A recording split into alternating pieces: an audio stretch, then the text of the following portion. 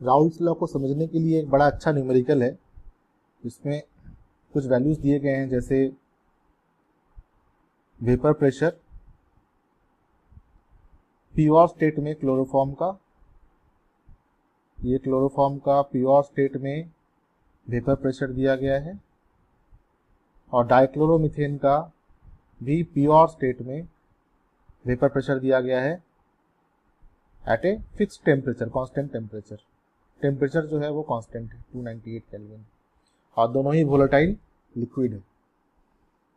तो हमें निकालना क्या है कि जब दोनों को ऐड कर दिया जाएगा तो सॉल्यूशन का वेपर प्रेशर क्या होगा, जबकि उसका कंपोजिशन क्या हो, 25.5 ग्राम क्लोरोफॉर्म और 40 ग्राम ऑफ डाइक्लोरोमीथेन को ऐड किया गया है। दोनों ही क्या है, वोलेटाइल लिक्विड है। तो यहाँ पे कुछ वैल्यूज जो है वो गिवन है और कुछ जो है इनडायरेक्टली गिवन है, जिससे हम इस प्रॉब्लम को सॉल्व करेंगे। दूसरा है, हमें निकालना है कि जब उन्हें मिक्स कर दिया जाएगा, मिक्स करने के बाद जो वेपर बनेगा उसके वेपर में उसका क्या कॉम्पोजिशन होगा in terms of mole fraction. तो जैसे हम सॉल्व करेंगे इसको, वैसे वैसे ये प्रॉब्लम और भी क्लियर होता जाएगा। तो पहले जो गिवन डेटा है वो लिख लेते हैं।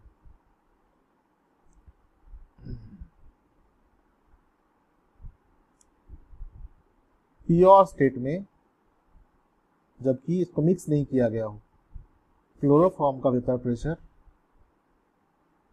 298 केल्विन में 200 mm ऑफ Hg है, और प्योर स्टेट में CH2Cl2 का vapour pressure 415 mm of Hg है। ये तो गिवन है। हमें निकालना क्या है, टू फाइंड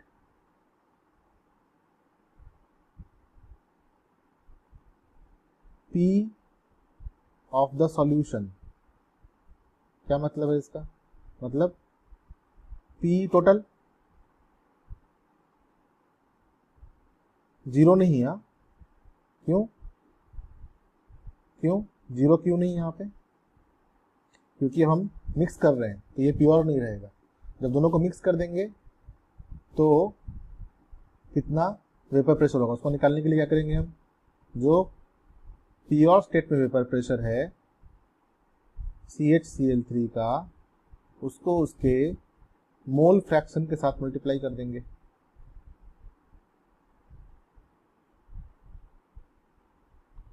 उसी तरह से जो प्योर स्टेट में वेपर प्रेशर है उसको उसके मोल फ्रैक्शन से मल्टीप्लाई कर देंगे CH2Cl2 का।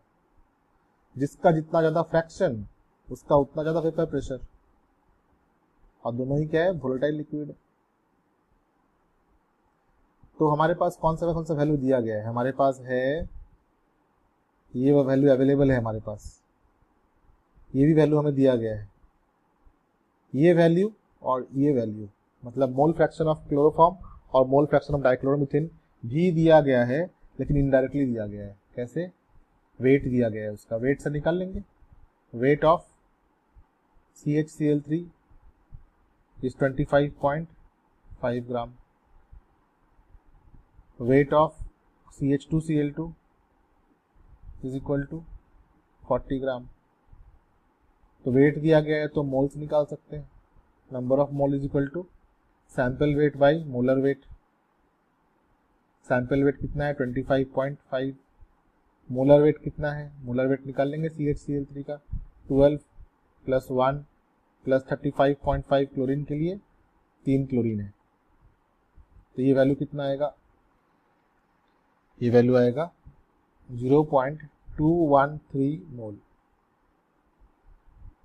इसको याद रखेंगे। उसी तरह से number of moles of CH2Cl2 given weight by molar weight 40 gram divide by CH2Cl2, ठीक है, CH2Cl2 डाइक्लोरोमीथेन। क्या लिखेंगे, 12 + 2 + 35.5 का ट्वाइस 71। तो कैलकुलेट करेंगे तो कितना आएगा, ये जाएगा 0.470 moles.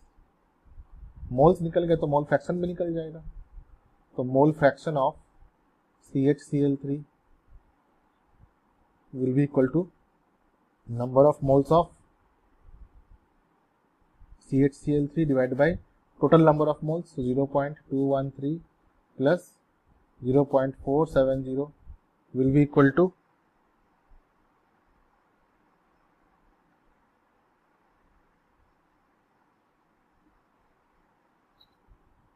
how much? 0.213 divided by 0.683. So mole fraction of CHCl3 will be equal to 0.312. Similarly, mole fraction of CH2Cl2, दोनों का सम 1 होना चाहिए, तो ये हो जाएगा 1 माइनस 0.312, तो ये निकलेगा कितना?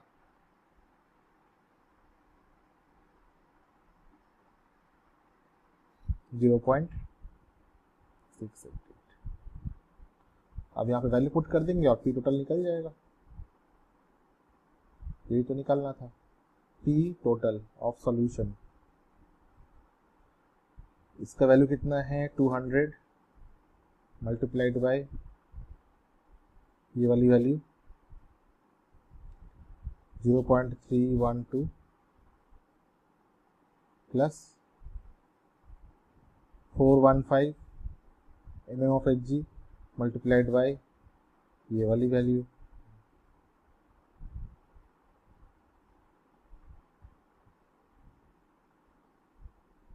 इसको तो निकाल ही लेते हैं।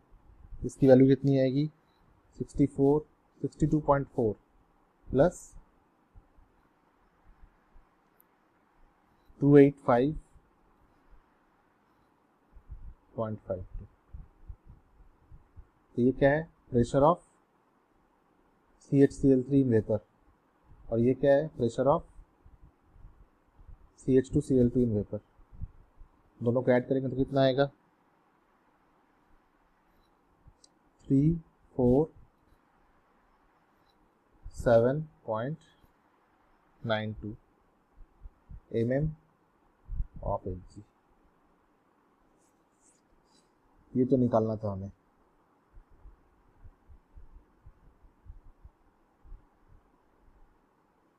यही पी टोटल हमें यहाँ पे निकालना था।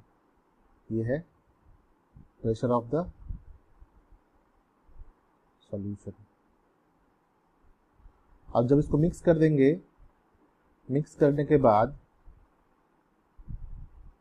जो नया सॉल्यूशन बनेगा, उस नए सॉल्यूशन के वेपर में कितना मोल फ्रैक्शन रहेगा, उसको निकालने के लिए क्या कर सकते हैं? हमें पता है कि P is equal to P total multiplied by its mole fraction.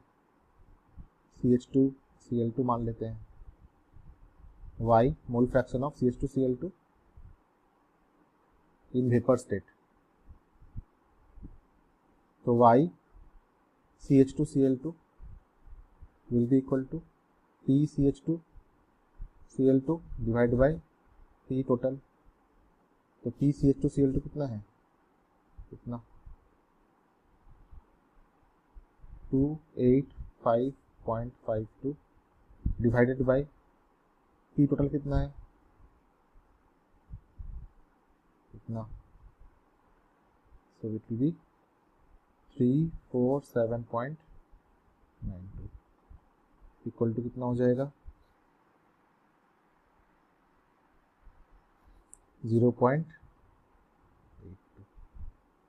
Similarly Y CHCl3 को निकालने के लिए सिंपली इसको 1 से माइनस कर देंगे, क्योंकि sum of fractions will always be equal to 1। 0.82 will be equal to 0.18।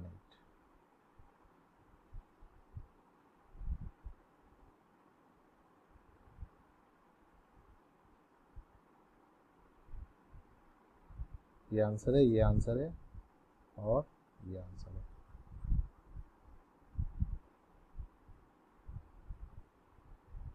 ये 4 to 6 मार्क्स तक पूछा जा सकता है।